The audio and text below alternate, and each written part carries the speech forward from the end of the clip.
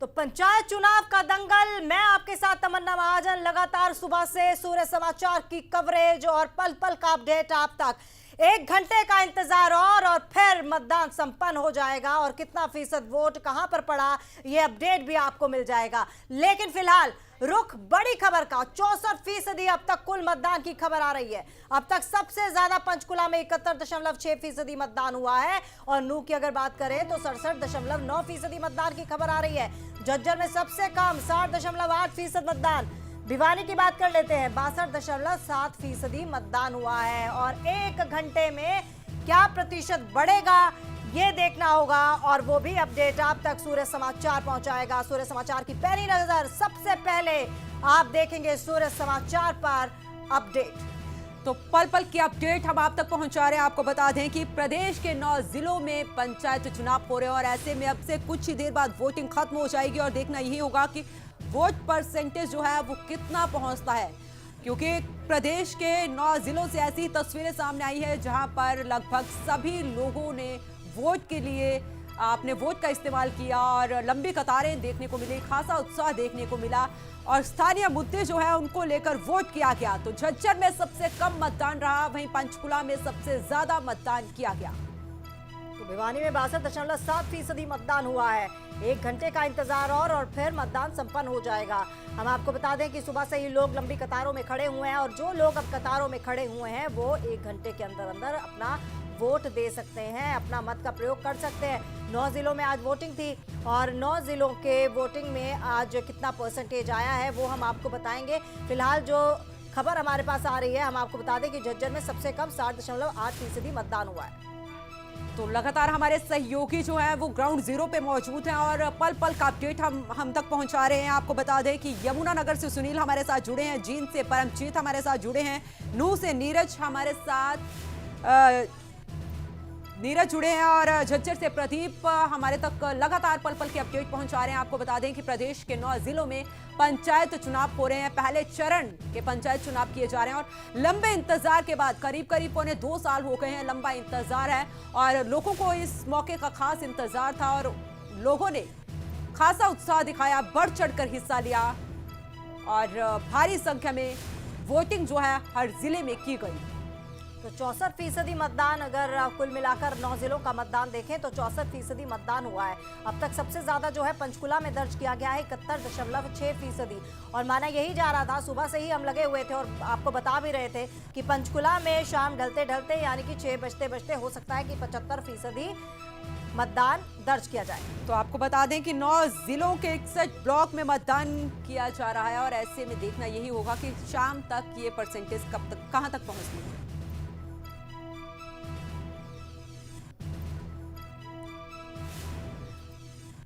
तो आपको बता दें कि सुबह 7 बजे से वोटिंग हो रही है और अब 6 बजे तक मतदान किया जाएगा और देखना यही होगा कि वोट परसेंटेज जो है वो कहां तक पहुंचता है। 61 ब्लॉक के लिए 1453 सीटों के लिए चुनाव हो रहा है। पहले चरण का मतदान हो रहा है। 22 जिलों में 3 चरणों में मतदान होगा और पल पल के अपडेट के लिए हमारे सहयोगी ग्राउंड जीरो पे मौजूद है। आपको बता दें यमुनानगर से सुनील हमारे साथ बने हुए हैं, जींद से परमजीत हमारे साथ बने हुए हैं और नूह से नीरज हमारे साथ बने हुए हैं, झज्जर से प्रदीप हमारे साथ बने हुए हैं। सबसे पहले मैं यमुनानगर जाती हूँ सुनील के पास। सुनील, क्या कुछ अपडेट मिल पा रहा है?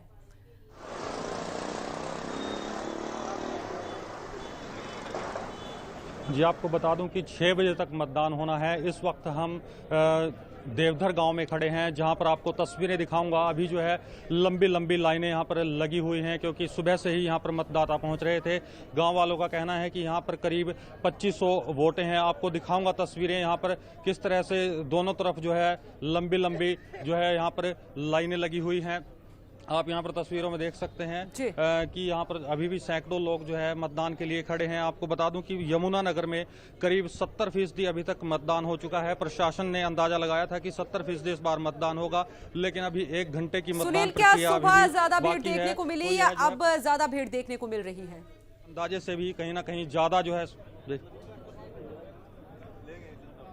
इस बार जो है पिछले सालों के मुकाबले जो है ज़्यादा मतदान देखने को मिल रहा है। आप मेरे पीछे तस्वीरों में साफ देख भी रहे होंगे कि अभी जो है मतदाताओं में अच्छा खासा उत्साह है और लंबी लंबी लाइनें लगाकर अभी भी लोग जो है लगातार मतदान के लिए खड़े हुए हैं। वहीं आपको बता दूं कि जिस गांव में हम हैं यहाँ पर इनका कहना है कि यहाँ पर 2500 वोट हैं, लेकिन सिर्फ 2 ही बूथ हैं, जबकि यहाँ पर 4 बूथ होने चाहिए थे। इसी वजह से जो है यहाँ पर जो है मतदाताओं को इंतजार करना पड़ रहा है। जी चलिए, आप बने रहिएगा हमारे साथ। रुक करते हैं झज्जर का, जहां से हमारे संवाददाता प्रदीप धनखड़ इस वक्त हमारे साथ जुड़े हुए हैं।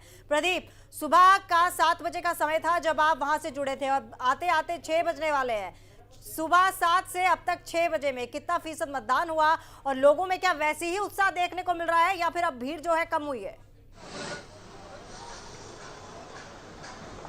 जी बिल्कुल, झज्जर जिले में शांतिपूर्ण तरीके से मतदान चला है, लेकिन सुबह के समय ही मतदान जो है वो काफी धीमी गति से चल रहा था। दिन में थोड़ा सा जोर पकड़ा, लेकिन अब भी इक्का दुक्का व्यक्ति ही मतदान केंद्र के अंदर जा रहा है। इस वक्त मैं आपको तस्वीरें दिखाता हूं कि जो कुछ बुजुर्ग महिलाएं हैं उन्हें घर से लेकर आए हैं लोग, ताकि वो मतदान केंद्र के अंदर जा सके और अपने मताधिकार का प्रयोग कर सके। सुरक्षा कर्मचारी इनके ID कार्ड चेक करके ही अंदर जाने दे रहे हैं। इसके बाद वे बूथ के अंदर जाएंगे और अपने मताधिकार का प्रयोग करेंगे। झज्जर जिले में सबसे कम अब तक अगर बात की जाए तो 61% के आसपास मतदान हो पाया है, जो काफी पिछले बार के मुकाबले बेहद कम है। जो वोटर है उनमें उत्साह की कमी भी देखने को मिली, क्योंकि यह जो मतदान है काफी भारी मात्रा में होना चाहिए था, क्योंकि पंचायती राज संस्थाओं के चुनाव काफी समय से अटके हुए थे। इसके बावजूद भी लोग जो हैं वो अपने घरों से नहीं निकल पाए और काफी कम संख्या में ये मतदान हुआ है। प्रदीप, आप बने रहे हमारे साथ। हमारे सहयोगी जीन से परमजीत भी जुड़े हुए हैं। परमजीत, आपके पास आऊंगी, किस तरीके की तस्वीरें देखने को मिल रही है? क्या सुबह की तस्वीर में और अब की तस्वीर में फर्क नजर आया?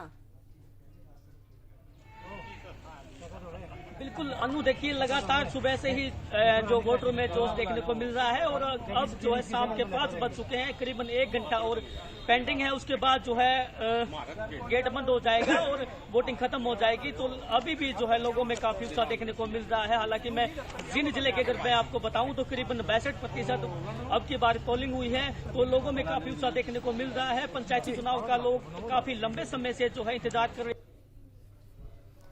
चलिए प्रदीप, आप बने रहिएगा। किसी तकनीकी खराबी के कारण हम तक आवाज नहीं पहुंच पा रही है। फिलहाल हम आपको बता दें कि जगह जगह हमारे संवाददाता लगातार बने हुए हैं। 9 जिले और हमारे संवाददाता भी तमाम बूथों पर बने हुए हैं और पल पल का अपडेट हम तक पहुंचा रहे हैं। हमारे साथ तमाम रिपोर्टर्स जुड़े हुए हैं और दीपक गौतम भी हमारे साथ जुड़े हुए हैं। दीपक गौतम के पास चलते हैं। दीपक, आपसे जानना चाहेंगे क्या अपडेट है आपके पास? फिलहाल कितना प्रतिशत वोटिंग हुआ है जिस बूथ पर आप खड़े हैं?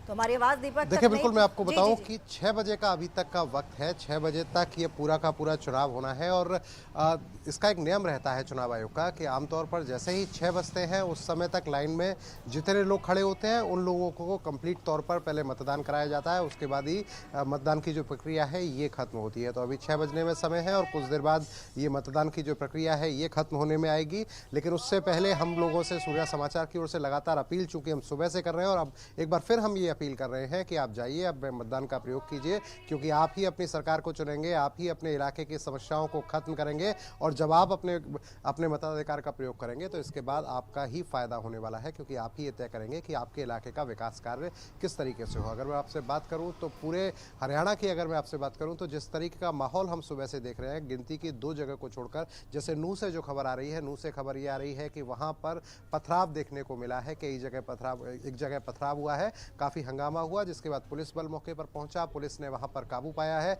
लेकिन माहौल वहां तनावपूर्ण बना हुआ है। दोपहर के बाद ये स्थिति बिगड़नी शुरू हुई थी और माहौल वहां तनावपूर्ण बना हुआ है। इसके अलावा महेंद्रगढ़ की बात करें तो महेंद्रगढ़ में एक गांव ऐसा है जहां के सरपंच पद का उम्मीदवार गायब हुआ। उसके बाद गांव वालों ने साफ तौर पर इनकार कर दिया कि भाई वो किसी भी तरीके से वोटिंग नहीं करेंगे, वोट नहीं करेंगे। तो उस गाँव के 2 गाँव हैं जहाँ पर पूरी तरीके से, एक गांव है महेंद्रगढ़ का जहां उन्होंने वोटिंग नहीं की। इसके अलावा जिंद की बात करें तो जिंद के 2 गांव हैं जहां पर नेशनल हाईवे बन रहा था। नेशनल हाईवे को लेकर कुछ गांव के लोगों की नाराजगी थी और उन्होंने अपनी शिकायत दर्ज कराई और उन्होंने साफ तौर पर मतदान करने से इनकार कर दिया। तो ये 3 जगह जो मैंने आपको बताई, 2 जगह 2 गाँव।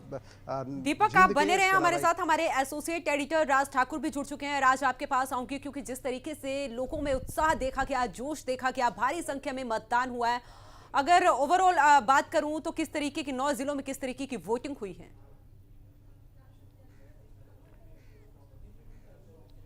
बिल्कुल, देखिए पंचकुला में सबसे ज़्यादा वोटिंग हुई है और 71% से ज़्यादा वोटिंग पंचकुला में हुई और कह सकते हैं आप कि पंचकुला से ये उम्मीद भी की जा रही थी कि वहाँ से सबसे ज़्यादा वोटिंग होगी और कुछ वैसा ही हुआ भी।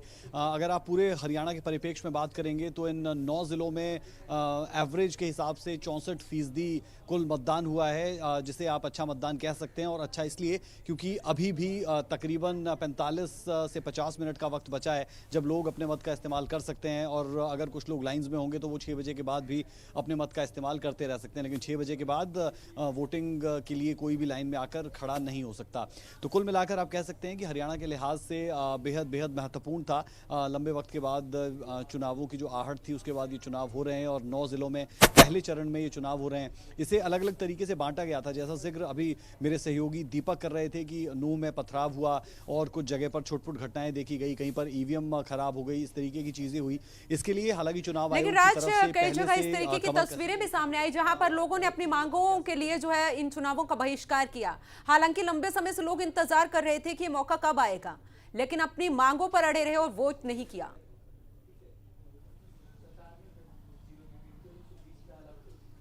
बिल्कुल, और हम देखते हैं कि ये सिर्फ छोटी सरकार के चुनावों में नहीं, बड़ी सरकार के चुनावों में भी होता है। और आप देखेंगे अमूमन कि विधानसभा चुनाव के दौरान भी इस तरीके की तस्वीर सामने आती है जब लोग इनकार कर देते हैं वोट देने से कि हम वोट नहीं देंगे क्योंकि हमारी जो लंबित मांगे हैं उन मांगों को नहीं माना जा रहा है। और जब ऐसा होता है तो समझने वाली बात ये कि जो लोग हैं वो कहीं ना कहीं परेशान है, त्रस्त है ऐसी चीज़ों से जो लगातार वो मांग कर रहे हैं और वो नहीं हो पा रही है।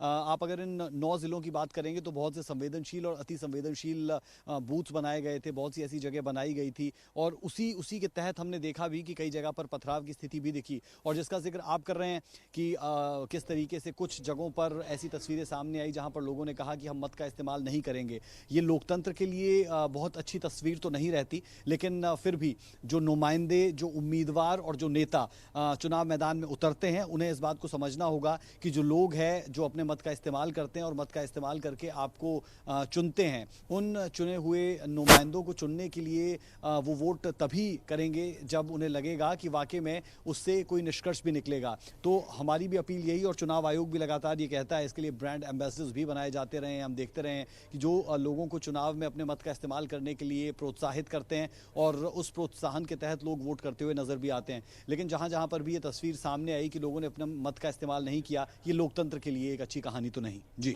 लोकतंत्र के लिए अच्छी कहानी नहीं है। लेकिन राज, जैसा कि हम बात कर रहे थे हमारे संवाददाता दीपक गौतम से, तो वो बता रहे थे कि कुछ गांव ऐसे भी हैं जहां पर निर्विरोध तरीके से चुनाव लिए गए, यानी कि आपस के तालमेल से, आपस की राय मशवरा करके ये बता दिया गया कि हम इसको अपना पंच या सरपंच चुनेंगे, प्रधान चुनेंगे, वो बता दिया गया। क्या इन्हें हम इन चुनाव को हम फेयर और एकदम सटीक चुनाव कह सकते हैं, जिस तरह से आप कह रहे हैं कि ये अच्छी खबर नहीं है जहां पर विरोध किया जा रहा है? क्या डेमोक्रेसी में ये काफी हद तक ठीक बैठता है?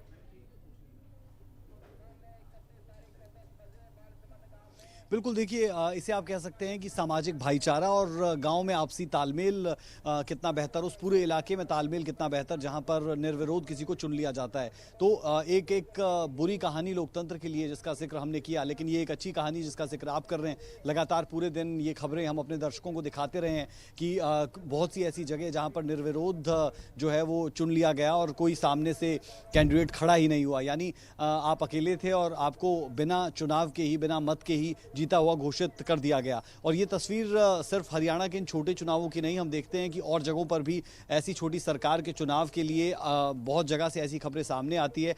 और इस कहानी को हम कह सकते हैं कि ये लोकतंत्र के लिए भी अच्छी कहानी और समाज में आपसी भाईचारे की एक मिसाल भी पेश करती है जब इस तरीके की तस्वीरें, इस तरीके की कहानी किसी भी क्षेत्र से, किसी भी राज्य से सामने आती है। जी राज, क्योंकि बस करीब करीब कहा जा सकता है कि 45 मिनट और उसके बाद चुनाव जो है, मतदान जो है वो संपन्न हो जाएंगे पहले फेज के।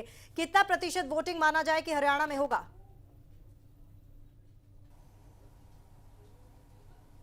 देखिए 70% को ये पूरा का पूरा फेज छू सकता है, क्योंकि 64% अब तक ऑन एन एवरेज हो चुका है। और आप कहें कि अगर ये 67-68% तक भी जाता है तो इसे एक बेटर परसेंटेज कहा जा सकता है कि छोटी सरकार के चुनाव में भी जो लोग हैं वो लगातार सामने आए और उन्होंने अपने मत का इस्तेमाल किया। तो ये आप कह सकते हैं कि जो तकरीबन 45 मिनट का समय बचा है, अगर इसमें 3 से 4% भी ये परसेंटेज बढ़ती है तो ये एक अच्छी परसेंटेज कही जा सकती है।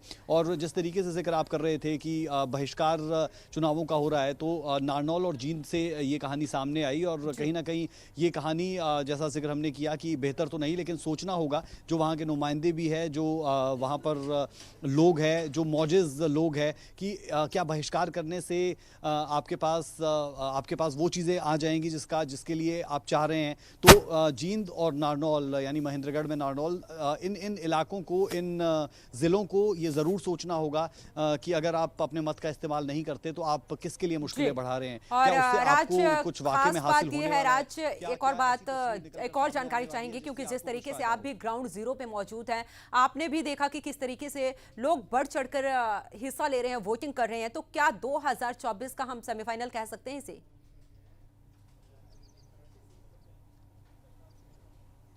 देखिए 2024 के लिए तो जो भी चीज़ें पहले होंगी उसे लगातार सेमीफाइनल ही कहा जाएगा।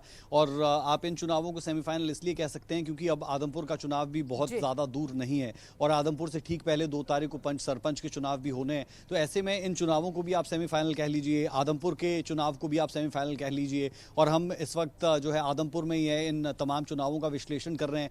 और इस वक्त हम आदमपुर के सारंगपुर गाँव में मौजूद है, जहाँ पर कुलदीप बिश्नोई से लेकर तमाम लोग आए। ये एक बिश्नोइयों का गांव है जहां पर बिश्नोई समाज के लोग रहते हैं। तो आप अंदाज़ा लगा सकते हैं कि चुनावी माहौल पूरे तरीके से सजा हुआ है। हम खुद भी अलग अलग जगहों पर जा रहे हैं आदमपुर में और अलग अलग क्षेत्र में जाकर नब्ज़ टटोलने की कोशिश कर रहे हैं कि जो सेमीफाइनल है पंच सरपंच से लेकर ज़िला परिषद चुनाव से लेकर आदमपुर के उपचुनाव तक, इन चुनावों में क्या तस्वीर नज़र आ रही है। और जब लोग वोटों का इस्तेमाल ज़्यादा से ज़्यादा संख्या में पहुँच कर करते हैं तो ये तस्वीर लोकतंत्र के लिए एक अच्छी तस्वीर कही जा सकती है। लेकिन एक और तस्वीर जिसका मैं जिक्र करना चाहूँगा, आप देखेंगे तो ऑल ओवर तो चुनाव शांतिपूर्ण ढंग से खत्म हुए, लेकिन नूह में जिस तरीके से 2 जगहों पर झड़प हुई, पत्थरबाजी तक हो गई, उसके लिए किस तरीके से कंट्रोल्ड मैकेनिज्म की ज़रूरत है। चुनाव आयोग जिसकी बात लगातार करता है, तो क्या सुविधाएं, क्या सुरक्षा जो मुहैया करवाई जानी चाहिए थी, क्या वहां पर वो पूरी नहीं थी? क्यों ये घटनाएं हुई? क्यों बात यही करेंगे, क्योंकि जिस तरीके से हम भी अपने दर्शकों को सुबह से ये दिखा रहे थे कि किस तरीके से मुस्लिम बाहुल इलाका है और लोग कम वोट करते हैं वहां पर, लेकिन सुबह से शांतिपूर्ण मतदान वहां पर हो रहा था और लोगों ने बढ़ चढ़कर हिस्सा लिया। सबसे ज्यादा वोटिंग परसेंटेज वहां से सामने आई है। तो ऐसे में शाम होते होते तस्वीर कुछ और ही नजर आई।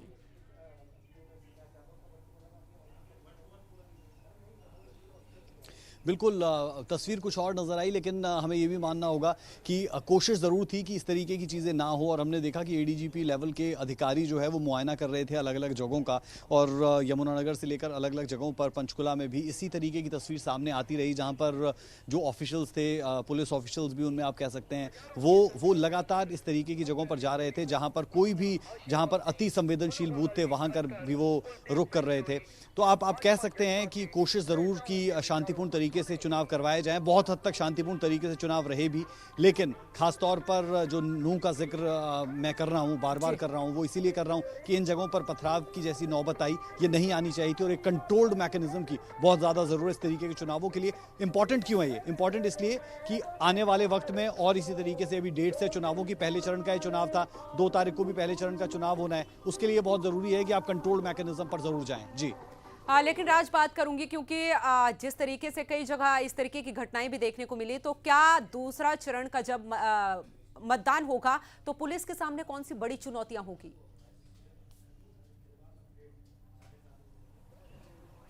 बिल्कुल, देखिए अभी तो पहले चरण की अगर आप बात करेंगे तो 2 तारीख को पंच सरपंच के चुनाव भी बचे हैं, और वहां पर भी ये ज़रूरी रहेगा कि इम्प्लीमेंटेशन ऑफ लॉ अच्छे तरीके से किया जा सके। चुनाव आयोग का रोल बहुत अहम रहता है और चुनाव आयोग के साथ जो पुख्ता प्रबंध पुलिस की तरफ से किए जाते हैं, उन पुख्ता प्रबंधों की निगरानी बहुत ज़रूरी होती है। और कैसे ऐसे लोगों को जो समाज में कहीं ना कहीं भ्रम की स्थिति पैदा करना चाहते हैं या फिर अराजक जो तत्व है, उन तत्वों पर कैसे कैसे कंट्रोल किया जाए, समाज में आप कहें अराजकता ना फैले, माहौल ख़राब ना हो, ये बहुत ज़रूरी है। और लोगों को एक सुरक्षित माहौल देना उससे भी ज़्यादा ज़रूरी है, क्योंकि अगर असुरक्षा की भावना पनपेगी तो वो लोकतंत्र के लिए अच्छा नहीं रह सकता। और जो नूंह से तस्वीर सामने आई वो और किसी भी ज़िले में आने वाले वक्त में पहले चरण से लेकर दूसरे चरण और दूसरे चरण से लेकर तीसरे चरण तक में सामने ना आए, ये बहुत इंपॉर्टेंट है। जी बिल्कुल। और राज, लेकिन ये कहना भी यहाँ पर जरूरी होगा और ये कहना गलत नहीं होगा कि इस बार की वोटिंग परसेंटेज अच्छी मिली है।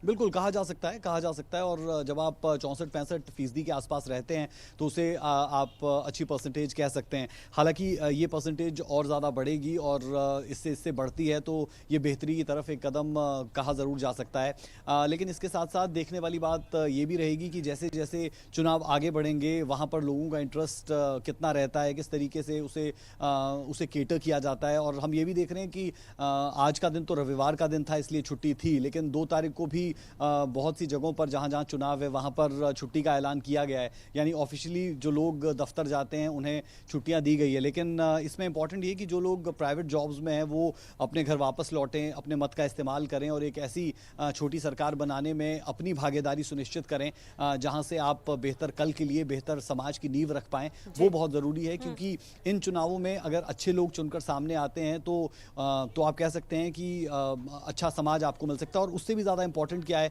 कि हम देखते हैं कि जो ये पीढ़ी है ये पढ़ी लिखी पीढ़ी है। यहाँ पर आपको बहुत बार मिलेगा कि बहुत युवा लोग जो है वो पंच सरपंच बन जाते हैं। तो वो उस तरीके के लोग आते रहें और वो तभी मुमकिन होगा जब इसमें यूथ इंटरेस्ट शो करेगा। बिल्कुल, और यूथ इंटरेस्ट शो करेगा और युवा वर्ग अगर सामने आएगा तभी कुछ समाज के लिए फ्रूटफुल हो पाएगा। फिलहाल आप राज हमारे साथ बने रहिए। हमारे साथ नूंह से हमारे संवाददाता नीरज अंबावता भी इस वक्त जुड़ चुके हैं। नीरज, आपसे जानना चाहेंगे कि अब कुछ ही पल बाकी हैं, करीब आधा घंटा, मान लीजिए आधे घंटे बाद ये मतदान जो है संपन्न हो जाएगा, क्या तस्वीर? जी बिल्कुल, तस्वीर देखिए, क्योंकि ये लोकतंत्र का अनोखा पर्व है और त्योहार है और ऐसे में हर कोई लगातार, अगर नूंह की बात करें तो सुबह से शांतिपूर्वक मतदान चल रहा था। लगातार जो लोग थे वो लाइनों में लगकर शांतिपूर्वक तरीके से अपने उम्मीदवार को जो है जिताने के लिए सुबह से लंबी कतारों में खड़े हुए थे। लेकिन जैसे ही 4 बजे का वक्त हुआ तो नूंह के कई इलाकों में आपस में जो है झड़पें देखने को मिली, जिसमें अगर हम कहें तो सिंगरहेड़ी की बात करें तो वहाँ लोगों में आपस में जो है पथराव हुआ, दूसरा एंड्री ब्लॉक में पथराव हुआ, तो एक जो है खेडला गांव है उसमें भी आपस में लोगों के बीच झड़प देखने को मिली। और अगर हम घासेड़ा गांव की बात करें तो यहाँ भी जो बूथ नंबर 59 बनाया हुआ है उसमें भी लोगों के बीच आपस में जो है फर्जी वोट को लेकर झड़प हुई। लेकिन तस्वीरें एक से एक अनोखी तस्वीर, सुंदर तस्वीरें देखने को मिली। और अभी इस बूथ की मैं बात करूं, केवल 1 मिनट पहले की बात है, हालांकि वो अपने दर्शकों को हम तस्वीर जरूर दिखाएंगे। एक 80 वर्षीय बुजुर्ग बीमार आदमी थे, वो हालांकि कार में आए और उन्होंने इस पर्व में भी हिस्सा लिया और कार में लेटे हुए ही उन्होंने अपने वोट का प्रयोग किया। तो इस तरह की तस्वीरें इस अनोखा जो त्योहार है, जो लोकतंत्र का पर्व है, उसमें देखने को मिलती है। और अगर मतदान प्रतिशत की बात करें तो कुल मिला के बात करें, क्योंकि सुबह से हम देख रहे थे नूंह के लोगों में लगातार उत्साह था और अनुमान या फिर ये अंदाजा हम लगा सकते हैं कि तकरीबन जो है नूंह में सबसे ज्यादा वोट प्रतिशत होगा। और ये शाम 6 बजे के बाद जब वोटिंग खत्म हो जाएगी और जब उसके बाद तमाम आंकड़े जोड़े जाएंगे तो लगभग माना जा रहा है कि 80% मतदान जो है वो नूंह में होगा। जी नीरज, आपके पीछे मैं कुछ लोग देख सकती हूँ, मतदाता देख सकती हूँ, उनसे बातचीत करिए और जानने की कोशिश कीजिए कि क्या कुछ मुद्दे, कितना उत्साह, क्योंकि सिर्फ और सिर्फ आधा घंटा और उसके बाद चुनाव संपन्न हो जाएंगे, कितना खुश? जी बिल्कुल, देखिए मेरे साथ कुछ वोटर भी हैं, उनसे जान लेते हैं कि आखिरकार आज लोकतंत्र का पर्व था और किस तरह से उन्होंने इस पर्व में हिस्सा लिया, कितना उत्साह था। आपसे जानना चाहूँगा जी, कितना उत्साह था और आप जो है सुबह से आपने देखी थी लगातार लोगों की भीड़ थी, किस तरह से, क्या किन मुद्दों को लेकर आपने आज वोट किया? भाई वोट कहा, हम तो तसल्ली से वोटिंग ही कर रहे हैं जी। भतीजो खड़ो वकील साहब, मैं कि राज हम शुक्र कर रहे हैं, बहुत अच्छी लड़ाई है ना, भिड़ाई है बहुत इस तरह। लेकिन कुछ लोग ऐसे रहे जी ऊपर सो जाओ, हंगामा कर दियो, झगड़ा बन गए, अपने एक साइड में हो गई जनाब। हम तो आपसे जानना चाहूंगा कि आज जो है लोकतंत्र का पर्व है, ऐसे में तमाम लोग इस वोटिंग में हिस्सा लेते हैं, आपने भी वोट किया, किन मुद्दों को लेकर किया और लगता है कि जो छोटी सरकार बनेगी वो मेवात की दशा और दिशा कहीं ना कहीं बदलने का काम करेगी? जी बढ़िया वोटिंग हुई है, बढ़िया पोल हुआ गांव में, खूब बढ़िया तरह। कोई दिक्कत ना, कोई परेशान ना, एकदम कोई ऐसी छोट मोट लड़ाई थोड़ी जाके, कोई लड़ाई वड़ाई ऐसी कोई बड़ी बात ना, आपस में सब मिल के वोट डाली। लड़ाई आप छोड़िए, क्या क्या मुद्दे रहने वाले हैं और क्या लगता है कि छोटी सरकार कितना विकास आपके गांव के साथ साथ नूह का कराएगी? जी विकास तो अब देखो जी, जो बनेगा पार्षद बने, जो से बनेगा विकास तो पूरा पूरा होएगा।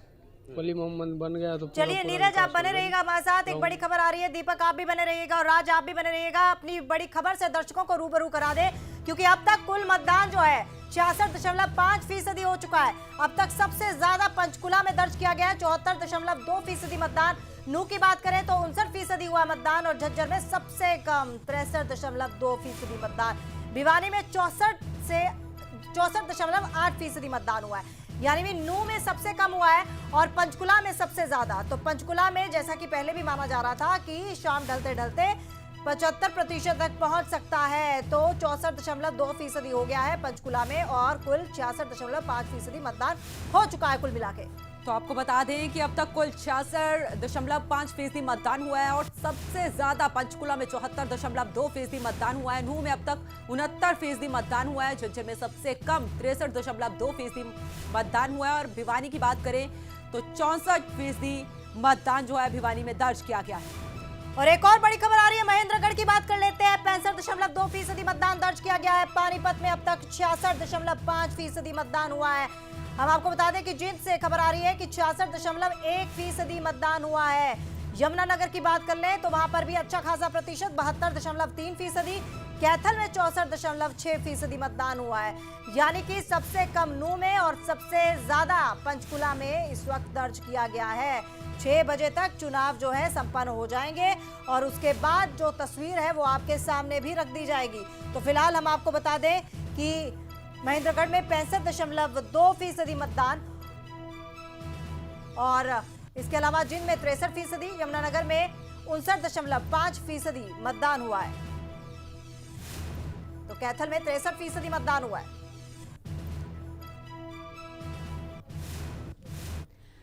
चलिए राज हमारे साथ जुड़े हुए एसोसिएट एडिटर हैं। राज मैं आपके पास आऊंगी क्योंकि इस बार खास चीज़ ये देखने को मिली, हर बार ये शिकायत रहती थी वोटरों की भी और पोलिंग बूथ पे भी ये शिकायत रहती थी कि फर्जी वोटिंग होगी, लेकिन पहली बार प्रदेश में पंचायत चुनाव जो है वो ईवीएम से करवाए गए। क्या पारदर्शिता जो है वो नजर आएगी?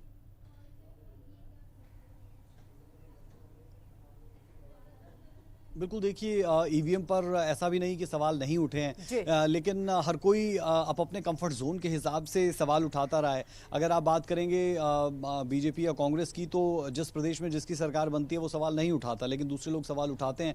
तो ईवीएम एक ऐसी प्रणाली तो है जहां से आप पारदर्शी तरीके से चुनाव करा पाएँ। और जो बड़ी खबर आपने दर्शकों को दी कि पंचकुला में सबसे ज़्यादा वोट परसेंटेज देखने को मिल रहा है, ये उम्मीद भी थी और कुछ वैसा ही होता हुआ नजर भी आया। एक आंकड़ा मैं अपने दर्शकों के साथ साझा करना चाहूंगा। जो सवाल शुरुआत में तमन्ना ने मुझसे पूछा भी था कि बहुत से ऐसे पंच सरपंच जिन्हें निर्विरोध चुन लिया गया, तो धनपत सिंह जिन्होंने पंचकुला में ही प्रेस कॉन्फ्रेंस की थी और उन्होंने ये आंकड़ा दिया था कि कितने पंच सरपंच और पंचायत समितियों के सदस्य हैं जिन्हें निर्विरोध चुन लिया गया है पहले फेज के लिए। तो उसका जिक्र मैं जरा कर देता हूं कि 9 जिलों में 133 जो सरपंच है उन्हें निर्विरोध चुन लिया गया था। वो पहले ही आपको पता चल जाता है क्योंकि वहां पर वोट कास्ट नहीं हुआ, उसे निर्विरोध चुन लिया गया। जबकि 17,158 पंचों को निर्विरोध चुना गया। तो आप अंदाजा लगा सकते हैं कि सरपंचों को 133 सरपंचों को पहले चरण में निर्विरोध चुना गया, जबकि 17,158 पंचों को निर्विरोध चुन लिया गया।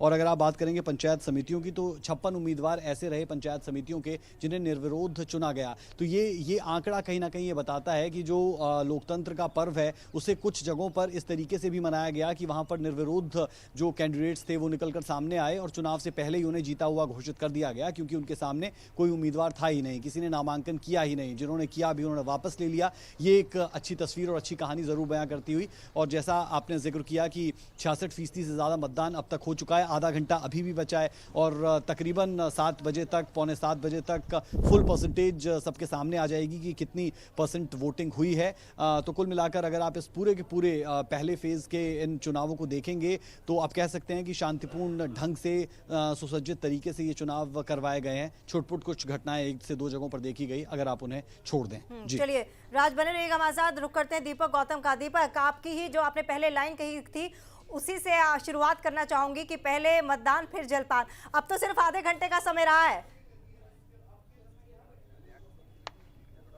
बिल्कुल आधे घंटे का समय रहा है, लेकिन ये समय बहुत है। लोगों को ये समझना पड़ेगा कि इस आधे घंटे में वो मतदान कर सकते हैं। कुछ लोग ऐसे हैं जो इंतजार करते हैं। हमने आमतौर पर देखा है कि कुछ लोग ऐसे होते हैं जो अंत समय का इंतजार करते हैं, क्योंकि उन्हें उम्मीद ये होती है कि भीड़ भाड़ से वो कहीं ना कहीं बच जाएंगे, लास्ट के समय में भीड़ भाड़ नहीं होगी, इसलिए वो इंतजार करते हैं। अब जो लोग घर पर बैठे रह गए हैं, जिन लोगों ने मतदान नहीं किया है, हम उनसे अनुरोध दोबारा करते हैं कि आप जाइए, निकलिए घर से बाहर, अपने अपने पोलिंग स्टेशन पर पहुंचिए और वहां जाकर मतदान कीजिए, क्योंकि ये मतदान आपकी सबसे बड़ी ताकत है। लोकतंत्र का सबसे बड़ी खूबसूरती अगर कोई है तो इस मतदान में ही है। आप ही को तय करना है कि आपके इलाके का विकास कैसे होगा, आप ही को तय करना है कि आपके इलाके का विकास कौन करेगा। अगर पिछले वाले से कोई नाराजगी है तो नया उम्मीदवार आपके सामने है, आप ही को यह तय करना है। और जैसा कि हमारे वरिष्ठ सहयोगी राज बता रहे थे कि आमतौर पर होता यह है कि समय 6 बजे का है, 6 बजे तक मतदान होना है, लेकिन जो लोग 6 बजे तक लाइन में लग जाते हैं, एक लाइन लगी होती है मतदान केंद्र के बाहर, उस लाइन में अगर 6 बजे तक कोई लग गया है तो उन लोगों को पूरी तरह वोट कास्ट करने का मौका मिलता है। इस बात की पूरी तैयारी की जाती है कि 6 बजे के बाद कोई उस लाइन में ना लगे, लेकिन अगर 6 बजे के पहले यानी कि 5:58, 5:57 पर भी आप उस लाइन में लग गए हैं तो आपको वोट कास्ट करने का मौका मिलेगा। तो ये सोचकर घर में कम से कम मतदाता ना रहे कि समय हो जाएगा, जब तक पहुंचेंगे तब तक हो सकता है उनका वोट कास्ट ना हो पाए। किसी वजह से कहीं फंसे हुए थे, अपने किसी काम में थे, घर से निकलिए, वोट कास्ट कीजिए, क्योंकि वोटिंग स्टेशन जो है, पोलिंग स्टेशन जो है वो आपका इंतजार कर रहा है। और बिल्कुल वही बात वो सुबह की बात थी कि पहले मतदान और अब जलपान, और मुझे लग रहा है कि अब आपको जब रात में घर में घुसना है तो उससे पहले भाई एक बार मतदान कर आइए, क्योंकि फिर आपको अगले 5 साल बाद ये मौका मिलेगा। और ये मौका बहुत ज़रूरी है, क्योंकि अगर आपने इस मौके को गंवाया तो इसके बाद अगले 5 साल तक आप ये सोचेंगे कि काश मैं मतदान कर देता, काश मैं अपने किसी पसंदीदा उम्मीदवार के पक्ष में वोटिंग कर देता तो मेरे इलाके की हालत सुधर सकती थी। तो ये पछतावे का मौका ना मिले, इसके लिए ज़्यादा बेहतर ये है कि आप जाइए और पोलिंग स्टेशन पर जाकर मतदान कीजिए। जी दीपक, आप बने रहे हमारे साथ राज भी जुड़े हुए हैं। राज, बात करूंगी क्योंकि दीपक ने कहा कि ये मौका जो है दोबारा 5 साल बाद मिलेगा, इस मौके का इंतजार 5 साल बाद आएगा। तो ऐसे में जिन बूथों पर बहिष्कार किया गया है उनका क्या होगा?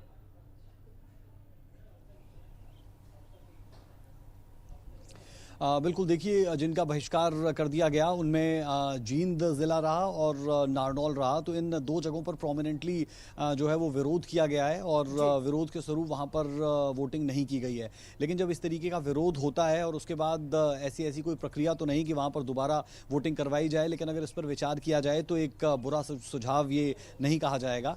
कहा जा सकता है कि अगर इन जगहों पर वोटिंग करवाने की कोई चांसेस हों, उन लोगों को मना लिया जाता है और वो वोट करते हैं, तो ये एक अच्छी चीज़ लोकतंत्र के लिहाज से हो सकती है।